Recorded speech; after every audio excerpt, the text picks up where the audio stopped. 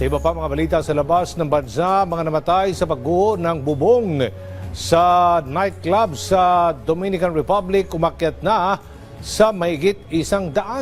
At Red Cross kinundena ang pagpatay sa mga medic sa Gaza. Si Joy Salamatin sa sentro ng balita.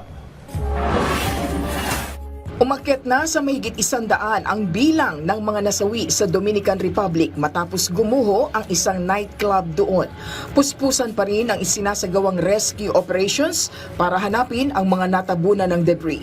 Mababatid na idineklara na ang 3 araw na national mourning sa Dominican Republic dahil sa nangyaring trahedya.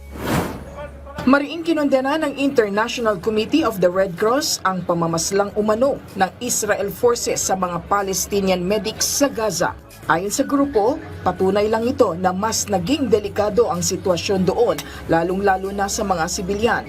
Noong nakaraang buwan, nasa 15 medical at humanitarian aid workers ang nasawi sa Rafah habang tumutulong sa mga sugatang residente.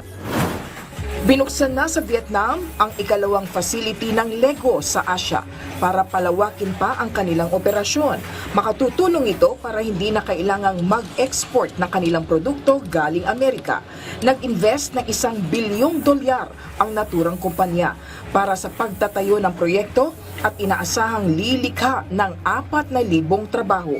Mababatid na mayroong 6 na factory ang kumpanya na matatagpuan sa Europa, Mexico at China.